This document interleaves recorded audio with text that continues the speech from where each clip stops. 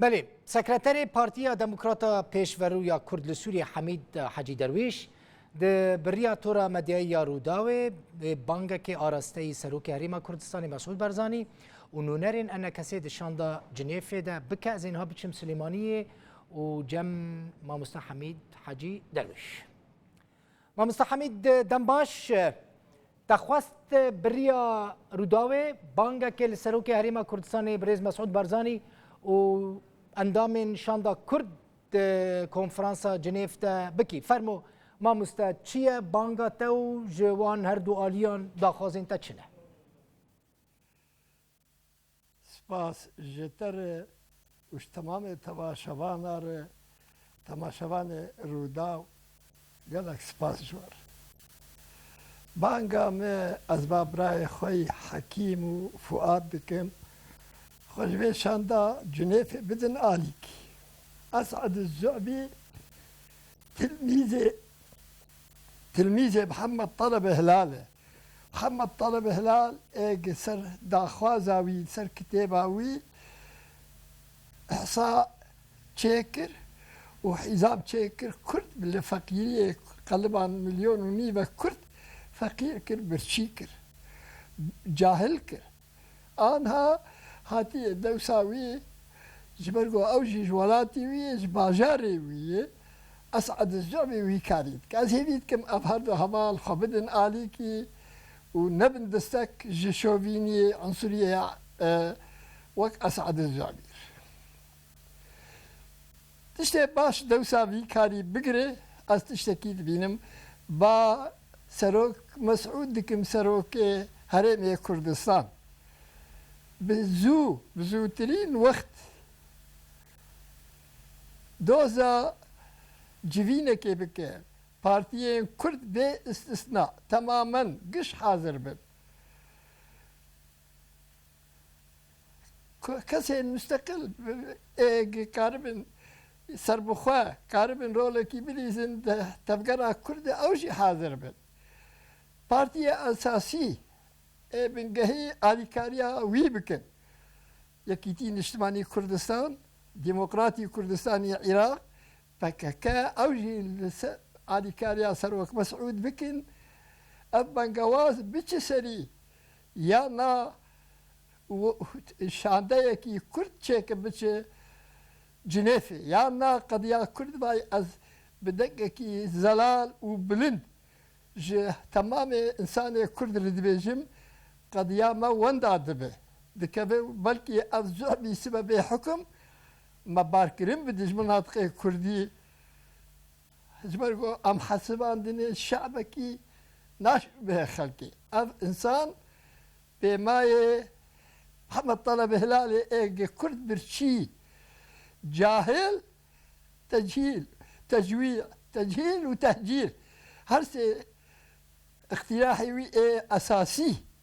قد كر وبراستيجي برسلي حزام العربي تطبيق كر وإحصاء تطبيق كر أم برشي كرن أم بريشان كرن فقير يا ما يقهي إيرو لسوريا لتدري دنيا شعبك بتمامي فقير كر أزهبيتكم جوان هوالا وأزهبيت خبدن عليكي أزهبيتكم سروك مسعود بسرعة دوزا جفينة كيبكي كردي سوريا بتمامي يك بارتيجي نمينه قش بين دعوة كرن هات نهات أمي حاضر ببن وأمي شخر وفدكي تشيكن أب وفد برا هذا جنيف سروك مسعود جا أمريكانا روسار بيج أب وفده كردي سوريا أم هيفيد كم بيقبول كرن بله ما مستح بيقبول كرنجي ما مستح حميد أردي حاضرة يعني تبانك لبريز مسعود برزاني دكي كو آلين سياسيين كردي بين جمهف لسر ماسه که وانا بدر رونشتاندن و شاندك يكرتي جوان آلين سياسيين كردي حمو آلي چه بكو ببيجن كرم كن هرن جنيفه و پشتگیری امریکا جبوان بخوازه حتی انها گلک جاران بريز برزاني افتشت کر لی مچو سري اردي هيا ما مستحمید کو في جاره پارتیین دن جیان جی آلی کاری سروک هریمه بکن جبو که اف دست پیش خری اف مبادره بسرکبه از باورم پارتیا گنه غلطيك مزن دكي ضررك مزن دقيني تفقرع كرد بارتية كردستاني قشي بين اقنات او دبر خود مسؤولة نعم دبروي مسؤول بله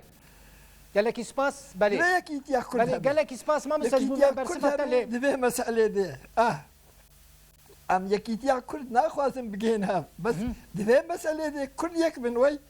كرد يك من حياة جنيف خلاص من ما في كرد وين دانبه بله د نارينا تدا مثلا آليين هناكي دوري او مثلا بايد تفدم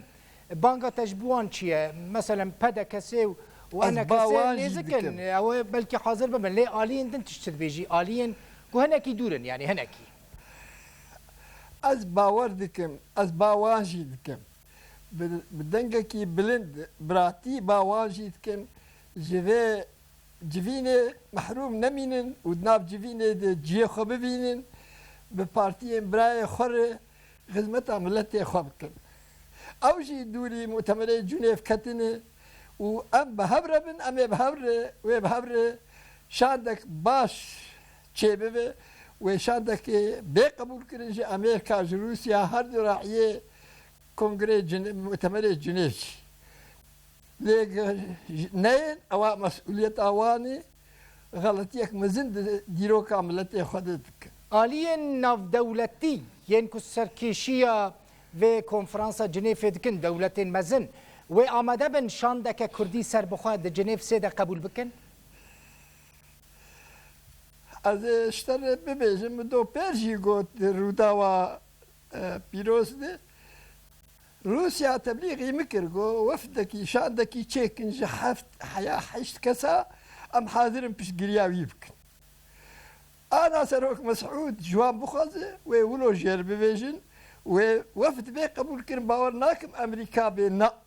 امريكا جي قبول بكن وفد ما يهر السري ويشاغي امريا راست كرن بله گلک سپاس ما مستحمید سپاس جبو کتاب بانگو داخویانی خواه یا تایبت دا روداوه و هیوی دکم اوالین سیاسی و سروکاری مقصد مسعود برزانی جی وداری کربه